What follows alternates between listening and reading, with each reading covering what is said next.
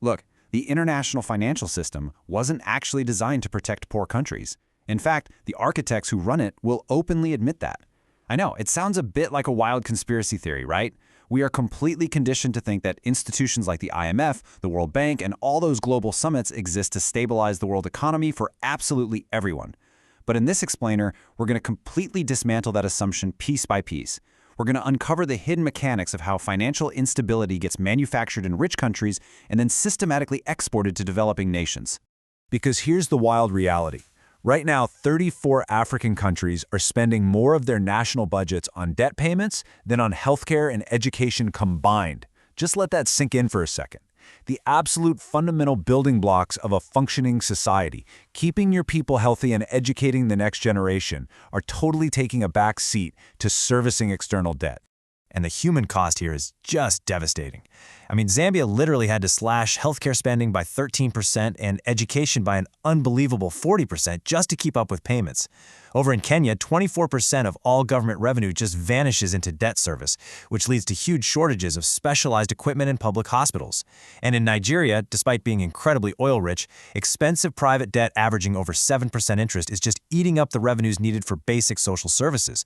Across the continent, external debt payments hit $85 billion in 2023 alone. Section 1. The debt-to-life crisis and the symptoms of a broken system.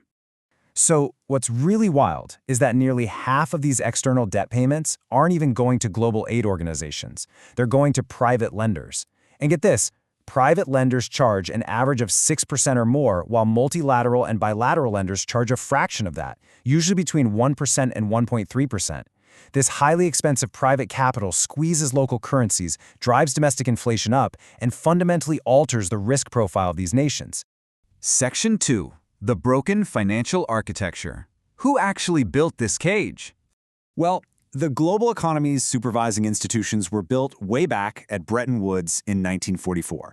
And, they were designed for 1944 problems. They were built to rebuild war-torn nations, not to supervise modern cross-border financial flows that move trillions of dollars at the literal click of a button. Today, with over 20 African nations in or near debt distress, that 1944 architecture is just entirely unsuited for the modern crisis. We've basically got three completely mismatched tiers of global governance. You have visible orgs, like the IMF and World Bank. They have massive technical expertise, sure, but basically zero binding legal authority over global private capital. The WTO has legal authority, but no financial expertise.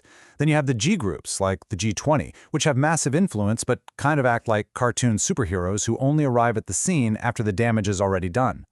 Finally, trans-governmental networks, like the Basel Committee, write the banking rules, but have absolutely zero legal power to enforce them. And the glaring issue here? Developing countries across Latin America, Sub-Saharan Africa, and Southeast Asia largely weren't even in the room when these rules were written. Which brings us to a huge issue, the supervision gap.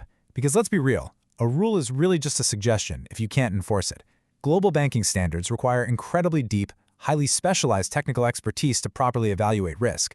But in developing countries, as soon as a public regulator actually gains that expertise, they're quickly poached by the private banking sector for a massive pay bump. This constant brain drain ensures developing countries lack the technical capacity on the ground to supervise the complex multinational banks operating within their own borders. Section 3. The home country trap, or why developing nations are always last in line. There's this concept called home country supervision, and it was literally adopted as the least bad solution. Basically, if a massive US or UK bank operates a branch in Kenya, the US or UK regulators are primarily responsible for keeping it safe. But when a crisis hits, the parent bank instantly pulls its good assets out of the developing country and runs back home. This leaves the host country's regulators completely exposed to the losses, facing their own angry citizens, with absolutely no legal power to stop the capital flight. You can actually see this transmission mechanism in action right here. Step 1. The U.S. Federal Reserve decides to raise interest rates to cool down American inflation. Step 2. Global capital immediately flees developing bond markets seeking those higher U.S. returns. Step 3. As the money leaves, developing currencies in places like Ghana or Ethiopia sharply depreciate. And finally, step 4. The dollar-denominated debt these countries rely on becomes massively more expensive to pay back. Decisions made in a boardroom in Washington literally detonate in emerging economies, forcing them to slash healthcare just to avoid default. Moving on to Section 4, the psychology of capital flight, and the behavioral accelerant.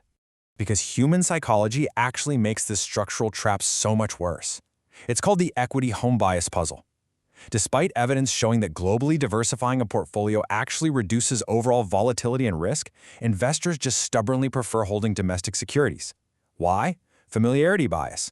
Western investors equate the familiar with safety, ruthlessly abandoning developing markets in Latin America, Southeast Asia, and Africa at the very first sign of uncertainty. Investors just overwhelmingly hoard their capital at home. Look at the numbers. U.S. investors hold 78% of their equities in domestic stocks, even though the U.S. makes up less than half of the global market cap. Japanese investors also hover right around 78%. Canadian investors sit at 49%. This deeply ingrained psychological hoarding starves emerging markets of the stable, long-term investment they desperately need to build infrastructure and resilience.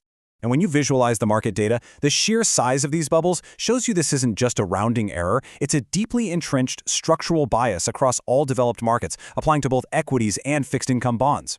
When the world gets scary, the money goes home, and poor countries are left totally stranded. Section 5. Reforming the invisible cage. Dismantling the smokestacks.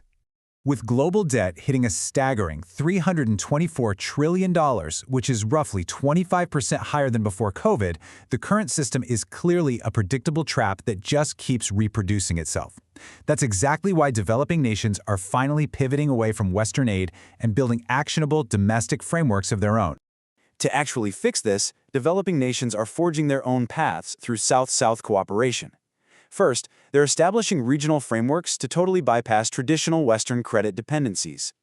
Second, host countries are starting to implement strict legal override mechanisms, basically domestic laws that trap assets in failing foreign bank branches to protect local citizens before capital can flee back to New York or London.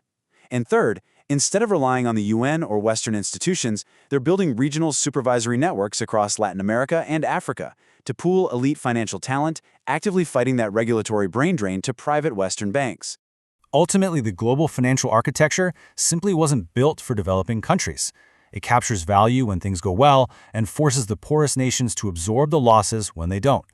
But understanding this invisible cage is the very first step to dismantling it. So I want to hear from you. Drop your biggest question in the comments below and let us know what specific developing countries' debt situation should we analyze in our next explainer.